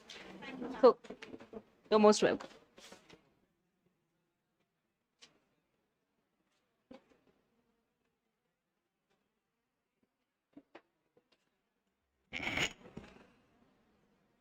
Thank you, ma'am, and hearty congratulations to all the winners. An event like this is simply not possible without the relentless efforts by each one of the team members. And I take this moment to celebrate and encourage the initiatives taken by our students' core committee. It's time that we acknowledge their efforts, their contribution, and we call them the core committee, but in my eyes, they are the top level management. So I believe we have amongst us the upcoming HR of our team, that is Shruti Gunkar. I request all the dignitaries to kindly hand over the award for volunteering.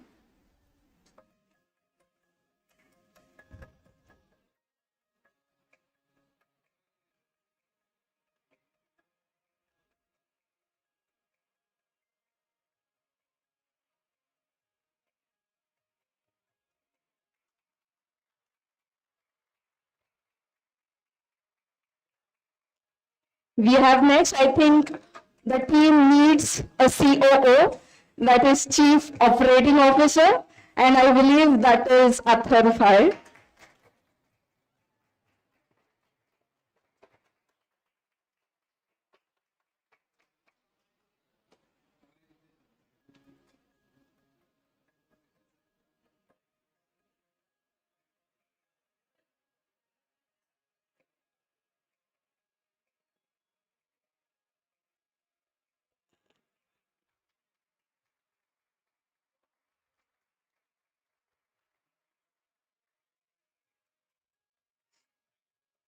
And of course, the event cannot take place without the technical assistance, and we call them Chief Technical Officer. We have Sanket Patel.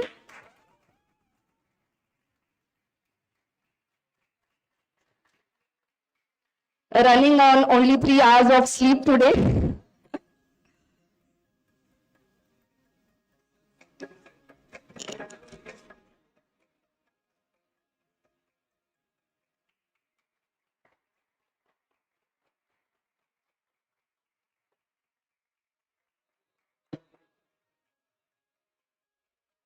And of course, the team cannot be complete without the CEO. And I believe the CEO of this team is Yash Jain.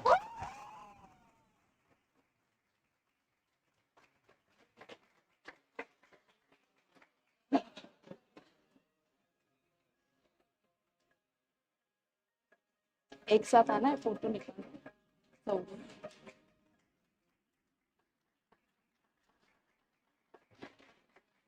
Can I request the team to join for a group photo?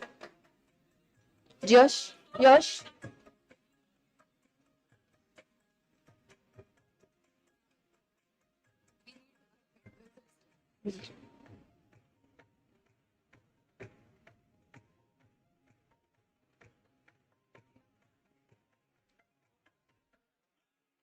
Congratulations, students.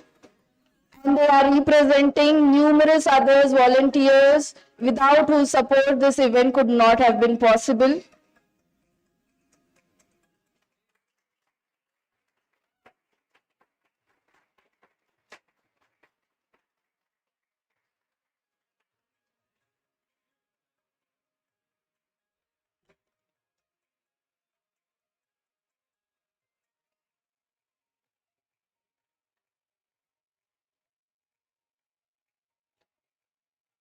So as we are near the conclusion of today's valedictory,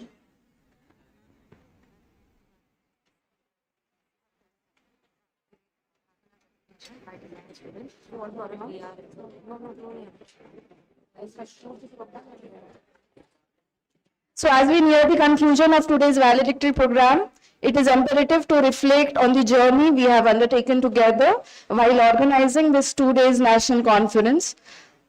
I invite conference convener, Dr. Madhvi Deshpande ma'am, Dean Academics, DYPIU, Director, School of Commerce and Management, to present the conference report and share her invaluable insights.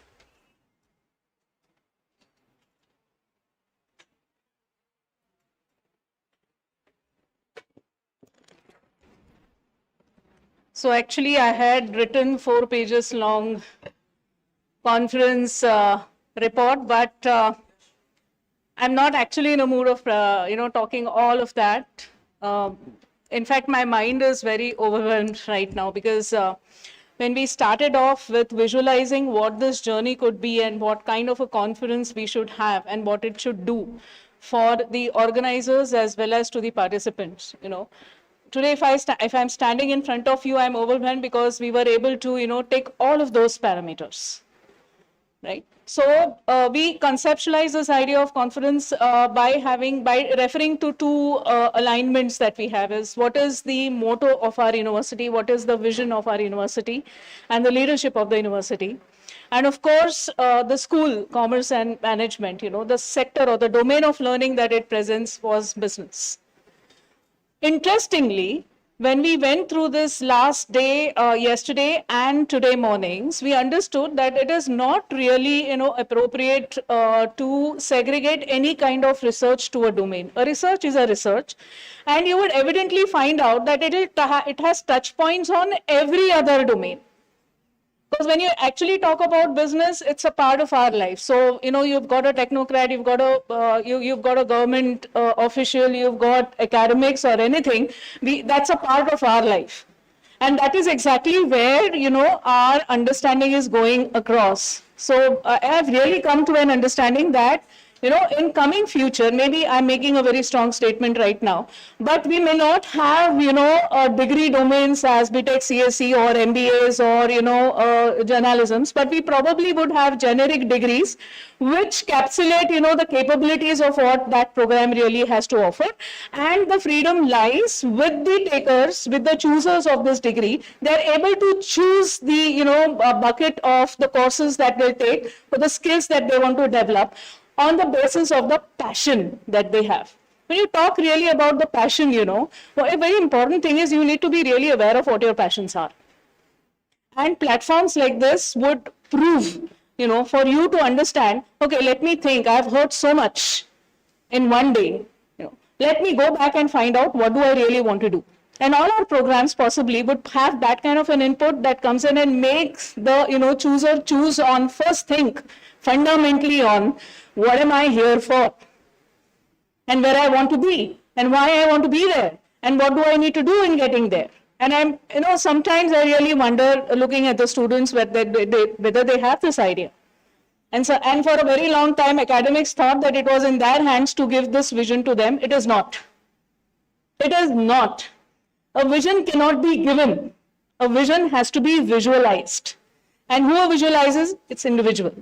So let this platform be that platform where you come and really question and think on, okay, why am I here? Why am I doing this? What am I doing? Why am I doing it? क्यों किया मैंने ये? करना चाहिए था क्या? And if you are able to do this and then look forward and then take your own beacon, and go out to the world and say that, okay, I have arrived and I'm going to make a very positive differences in your life, I think we've done what we are supposed to be doing. The role of academia has changed over a period of time. Last day together also made me think on, rethinking on how we probably run our academics and what kind of components we really need to bring in, because we want the students over here who are individuals in their own right, who are intellectuals in their own right, that has been proven, correct, for them to do more. So how is it that they should seek their knowledge? Unfortunately, classroom classes are passive knowledge bearing ideas, So how can we make it more practical? How can you be the center of the universe? The classes or theory classes should not be the center of your universe. It's basically your mind, the concept, the course you're taking, why the course and what it should do and what you're bringing to that course is far more important. I think that was a realization to me. Secondly, talent, which is one of the keywords of this conference, It is, so we talked about technologies which are making fundamental difference in things that you're doing. But where does this technology come from? Does it come from machines? It's a big question, right? So it all comes from the minds, from the talent of individuals. So what are the jobs of the coming millennium? What are you supposed to be doing? Gone. I mean, you're not going to be data entry enterers or doing the front level jobs. All of those are getting automated because human intelligence is by far greater than the, monotonous jobs that we are supposed to be doing to get our life or businesses executed. We are into the realm of intellect, which we possess within ourselves. Many times we forget that we have that in our minds. Many times we need people to tell us that, okay, oh my, you can do that. We are here to do that. That you have it in you, please rediscover. Please be intelligent. Please be problem solvers. Research on driving the technology, correct? So it's not a question of whether, technology driving you or you driving the technology. There's no question. It's you driving the technology. It's always been that. Let's realize that. That's very important. Technology is always going to be, or innovation is always going to be disrupting our lives for better. If you don't choose to get disrupted, then you will no longer be relevant. and not being relevant is a disastrous place to be. I mean, none of us would really want it to be that place. I thought that this conference probably would highlight that understanding, which we really have highlighted. And the speakers that we've had were mind-blowing. And I would say, it really set on to a dialogue. It can only be a dialogue, right? A one-day intellectual interaction can only be an input for us to think about. And that was fabulous, right from Dr. Ranjan, giving us how to understand the technology development and what it impacts and how to look at it. And that's how we have been doing. And let me proudly say, I'm sorry, I'm not a technology person. I didn't learn technology, but I've changed that statement. Now, this is a big change for all of us over here. We don't come from those backgrounds, but it is no longer required to come from those backgrounds. This is the very important learning that we have. We had Mr. Yashwardhan Nath, who was so eloquent on his industry applications, talking about. The panel discussion led by our own Dr. Arvind Mathur was wonderful insight. It was very well appreciated. It also talked about what the challenges of transformation and what are the lessons that we can actually learn about. So be here. Let's not get carried away by the technical garbs that we are here, but let's live our life with technology and make a difference. That was the takeaway. The technical tracks, the participants' presentations were awesome. At this point of time, actually, I am a proud mother. मैं कैसा feel कर रही हूँ? मैं ऐसा feel कर रही हूँ कि जब कोई भी आपके घर आता है ना, और बोलता है कि आपका घर बहुत सुंदर है, फर्नीचर बहुत अच्छा है, बहुत क्लीन है, बहुत हाइजीनिक है, आपको अच्छा लगता है. You feel good. But बहुत ज्यादा तब अच्छा लगता है जब बोलते हैं कि आपके बच्चे बहुत अच्छे हैं. We are really very proud of it. So this was a very prominent feedback that I have received from all of the speakers that I had, for all the session chairs, co-chairs that we had. The students have presented the papers. उन्होंने मुझे यही feedback दिया है. Today, this is what my mind is filled up, because probably now I feel that when I'm taking or doing my job, I think it's getting to the way it should go. So that's wonderful. I'm really very proud for all the students. You've done a wonderful job over here. Very, very proud mother that I am. So, see, when you look at the outcomes of a conference, what better outcomes can you really have? Primarily, more than the presenters, more than the teachers, it's always about the seekers of knowledge, primarily our students. And I think they have learned a lot.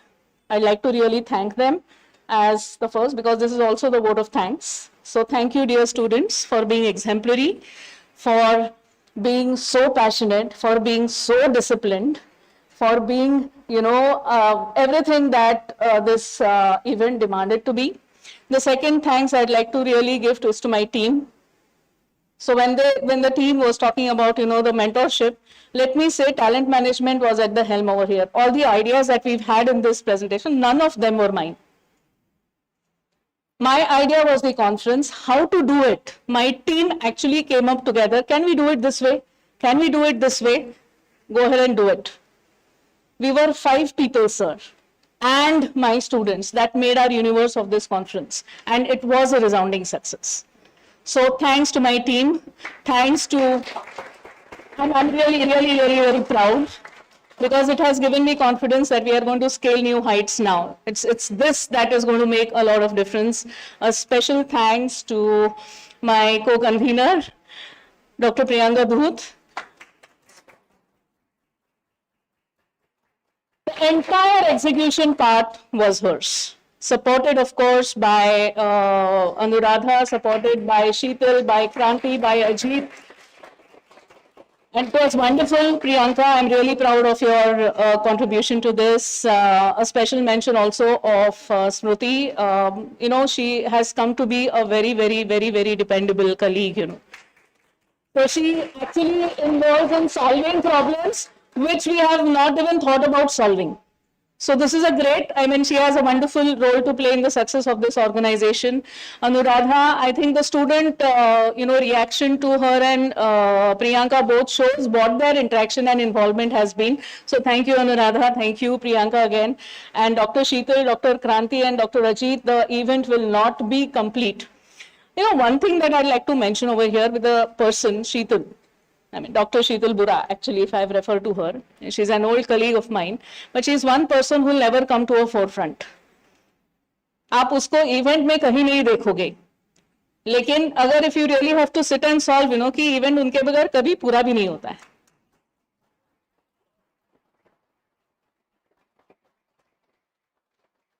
Thanks to Ajit again, very, very competent. And of course, Madhura madam, silent support. A sentence from her that ma'am, काही पण काम असू दे, please सांगा मी आहे. Big thing. How many ever times you find, such sentences, such messages coming to you, right? So thank you, ma'am. And of course, Dr. Mathur, who's over here, who did such a fabulous job with moderating, the panel discussion. Another, thank you, Dr. Mathur, for doing wonderful. So one thing I'd like to say that, all my team I refer with their first names. I don't really attach the prefixes, the doctor or professor or madams. So that shows what our camaraderie is. Let's keep up this work. Thank you. My technical team, Sandeep Tambekar and Amit, who's not here. Amit is here. Amit, give a hand. So, उसे तो आपने नहीं देखा है because he was behind the screen all the time, but he took up this Shivadhanusha. I just told him a day before that we have to live stream, but as usual, he is there. Thank you, Amit. Thank you, Sandeep. Thank you, the technical team.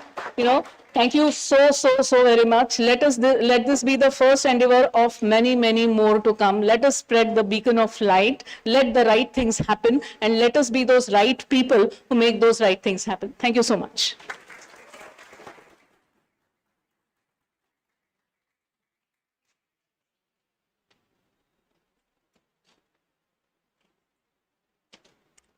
With your permission, ma'am, if I may add, the online class would have been impossible to conduct without Mr. Suresh Kadam, sir.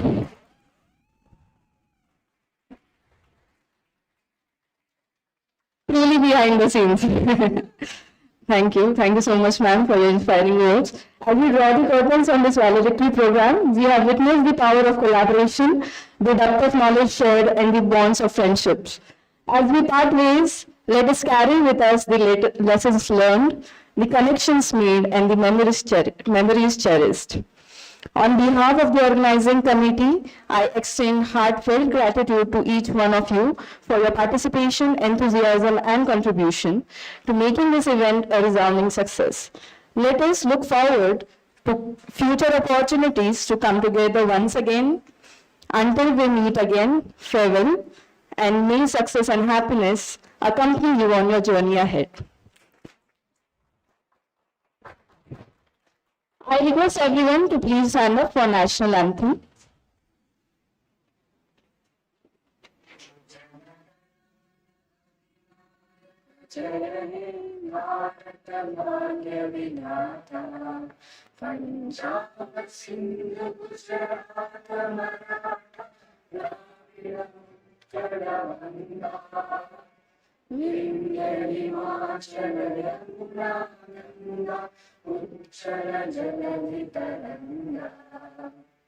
तव शुभ नामे जाने, तव शुभ आशीष मांगे, जाने तव जय गाथा, जय गण मंगल जय हे भारत भाग्य विधाता, जय जय